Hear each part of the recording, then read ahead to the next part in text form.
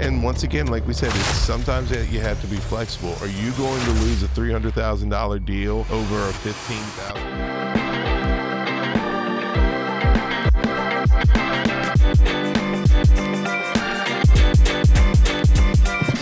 We are locked in. Welcome back. Real Talk Real Estate. My name's Scott Warner with the Capstone team, brokered by EXP. And I'm the co-host, Donovan Johnson, with Coldwell Banker Ingle Safari. I don't like to say co-host. That sounds so derogatory. You are the Partner? yeah. Well, we might as well talk to Sarah then. We need Sarah. Hold my Can we hand. Photoshop Sarah right here Oh, and like give her like the Jesus glow. You know what I'm talking about? Like the saints. Yeah. Love you, Sarah. And Scott, don't say it enough. I do. Oh my Lord. When deals die, how to recover, how to, regroup, how to restart. This is what we're talking about today because guess what? We know, at least I know a lot of transactions die. That's what happened last month. And deals fall apart because of inspections, financing, appraisals, and my one I absolutely despise the most, cold feet. Don't you just hate that? I mean, why deals fall apart? Let's begin with the big ones. Like you said, inspection issues kill deals. A cracked foundation, termites. Termites or an outdated electrical system can scare people away. Right. And speaking of like Federal Pacific is the big like no as far as like red flag usually because their breakers are known not to flip. The breakers don't break. You So say red flag. It's actually correct because it's red tab breakers. it is red. It Yes. is red tab breakers because they have a red head. They have a little red stamp on them, and you're correct. They don't flip. But sometimes it's not even that major. Like I know I just threw out a big one, but it can be a inspection report that's a little bit lengthier than you would expect. Yep. And then you start thinking, it may not be worth the juice may not be fully worth the squeeze in order. Cause like I've also seen people back out because of cosmetic issues. Like imagine not liking the way a room is painted, multiple or just stuff like that. That's just very controllable. Yes. I mean, financing, another legitimate reason of why things fail. Like we talked about, don't go buying a car, don't be buying a TV on loan while you're in this process. Change, get a better job, don't get a worse job. Yeah. And even getting a better one though, sometimes they want so many days of Yeah, they can't get pre-approved, they're done. I mean, that's the scary thing. and appraisals can also, especially in a faster market, Yep. because if the number don't match the offer, like we talked about a couple episodes ago, now we got to negotiate. Yep. And depending on where you're already at in negotiation, like you don't know how much room you have Yeah. left. Yeah. I mean, and then there's the human aspect of it. Cold feet, second thoughts, buyer's remorse, everything that is there. Bad advice from Uncle Larry, who is the real estate expert in the family. I mean, it happens. And at the end of the day, like we want everything to close, but real estate involves humans. Humans are walking heirs, you know? So you're going to get kickback. You're not going to be able to be Superman to every deal. Yeah. Even with the right tools in your toolbox. Sometimes the correct tool is packing up, even though it's Yes. So what do you say when it happens? First rule. Look, don't freak out. Don't panic. You panic. Client panics. Not a good mixture. right. And with being a real estate agent, you don't necessarily have to be a people person, but you have to be willing to listen to people talk. Yep. So they may need to rant because they're not used to something with 60 items highlighted and 15 to 20 of them are coded red and another 25 are yellow. So it's important to like sympathize with them and let them know like, I get it. Because if I was in your shoes, I would probably feel some type of way too about this, that, and the third. I mean, the thing is, if you're the seller's agent, if you're the listing agent, buyer walks away. Look, your clients are coming to you for not chaos, but they're coming for you to be calm, not that doom and gloom stuff. Hey, we had a strong interest before. Let's go ahead and start remarketing that puppy now. Hmm, Let's go ahead and get back on the market. absolutely. And if you're representing the buyer and the home has some issues, you got to be an advisor, not a salesman. Yeah. Because if you try to just push the sell, one, I think they're going to feel that eventually. And imagine them living in a home every day and resenting you, being like, my punk ass real estate agent.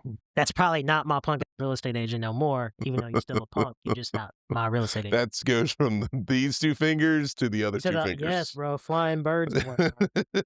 Sometimes the best thing you can do is let the deal fall apart. It's not the end of the road. Get back on the path and move forward with it. Get the transaction done. If it falls apart, guess what?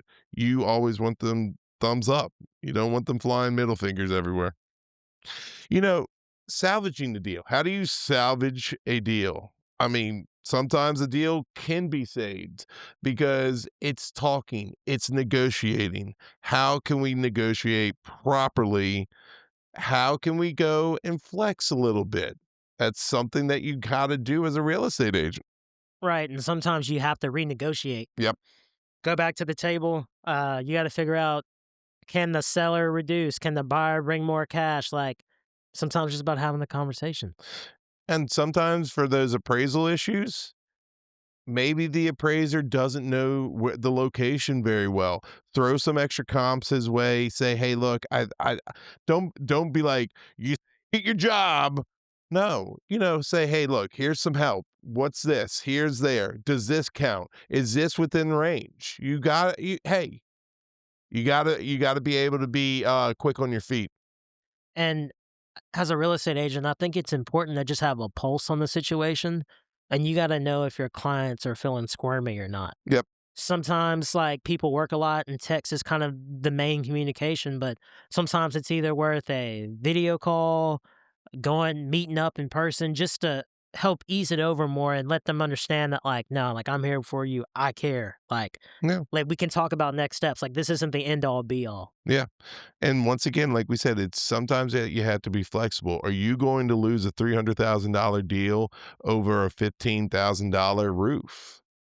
Look, if the roof's bad, replace the roof, get your lick, and move on with the money. As long as you have that money saved up, ready to go to your next house, get this transaction done.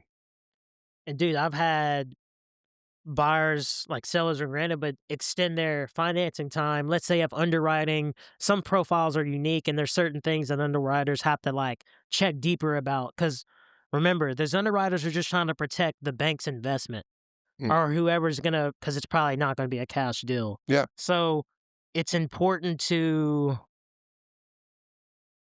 I'm gonna rerun that line back. I just was looking down too much. I've had buyers extend financing deadlines Yep. because underwriting's taking so long. There's certain things in a profile or application that may pop it to make them say, "Hey, we need to know more about this," and that's really not in anybody's control because the underwriters are a whole separate entity. Yeah. So, and sometimes sellers are like, "You know what? We don't wanna lose this deal. We're okay with y'all taking an extra 7 days," or even depending on what the situation is to get it done. I mean, yes, in most of our time, speed is the key. That is the key. But, once a deal starts wobbling, you be on your feet ready to go because if you're planted firm, that's where you're going to mess up. If you're sitting down, lying down on the deal, that's where you're going to mess up. Be ready to go on all these deals. And, you know, the next topic that we're definitely going to be talking about is regrouping after the fallout. How does this work?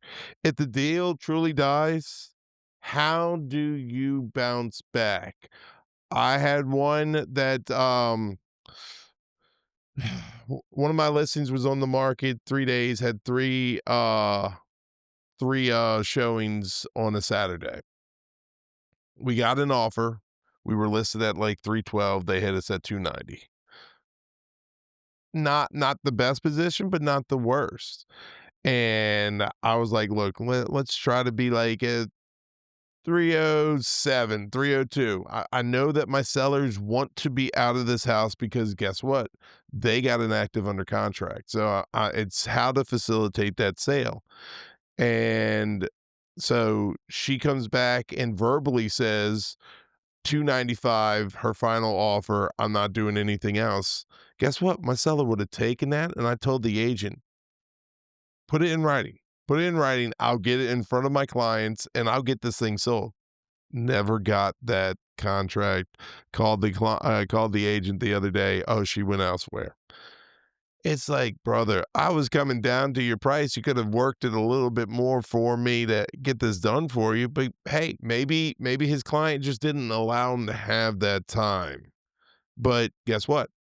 Regrouped, brought the price down, and then just started hitting it on Facebook with a property boost, just trying to get people in there. And I like what you kinda gave me a vibe of, like, it's almost like if you lose a big game in sports and sometimes a coach may rally you up and be like, give a good speech after the game or maybe that first practice of the next week. Yep. And I feel like that's our job to kind of rally the troops essentially. Yep. You just talked about the seller side. Well, from the buyer, imagine if you could just frame it in like, hey, like I get that that was like the home y'all thought. Like I get mom and dad saw it too, and y'all were already planning Christmas. But imagine like there had to been something unforeseen. Like you may be avoiding a really big hit or just something crazy happening. And agents, don't let the deal derail your month. Keep pushing forward, keep going, keep pressing. Don't let it derail. Cause it's as a professional, think of it this way. If you're this is what you're paid to do, Yep. you gotta be able to go and regroup. And Yeah. one deal, no matter how big, I mean, isn't gonna make or break you. And even if you hit the mother load on a deal, you need the next one. You always need something in the oven cooking. It's gonna take a while to bake. Yeah. Yeah. Irons in the fire, ready to go. Hey, look, we're going to talk about extra pro tips here. Why don't you give us a few? Okay. I'm big on always having a backup plan, not to the point of like making your plan B as extensive as plan A, but it's good to have options. I think another one that we do not do around here, and I know then when we were both at Flavin, I think RIP. RIP Flav. I think we talked about it is getting is getting pre-inspections for homes done. I think, I think there's a market for that. Do I think it's this market? I don't know. But guess what? That's something that you could do. Right. And something I like to do is just prep them. Imagine giving them the full picture. Like Yeah. every chapter you have labeled of like, and some people do it through like presentations and whatnot, but I'm big on just painting the whole picture and just being like, hey, these are potential bumps in the road. Hey, a seller may come in here and really hate this part of your house. Are you ready to give a $2,500 credit to just let them be? Like, I feel like if you can get in front of it, it's almost like this is bear with me now. It's a different example, but it's like prehab before rehab. Like if you work on yourself beforehand, you may not have to go regroup fully if you can start building the strength now. So I'm just trying to show them like, hey, here's the full plan. I'm gonna help you bite by bite eat this, but I just want you to know like here's the whole plan. And I'll, usually, again, one of the couple, somebody in the group, whoever you're helping, is gonna really want to hear that and Mhm. be able to just calm down. Yeah. Hey, and remember, for those new agents, for any agents, but especially those new agents, this one deal doesn't define your career. It's one deal. Keep going. It's just a part of the business. Deals fall apart. It's part of business, it's part of life. But how you respond really tells the tale of what kind of agent that you are. And I mean, that's what you're going to have to see. That's what you're going to have to show Right. people. And like you really, because the bullets are going to be flying sometimes in these negotiations, but you got to stay cool, calm, and collective. Another thing to remember as agents is that it takes two of us to tango usually. So Yeah. I may hate you, you may hate me, but I bet you don't hate feeding your family. So like, can we put some differences aside and just handle business real quick? Man, that's an awesome point to end on. Hey, thanks, guys. Once again, thanks for being here. Real Talk Real Estate.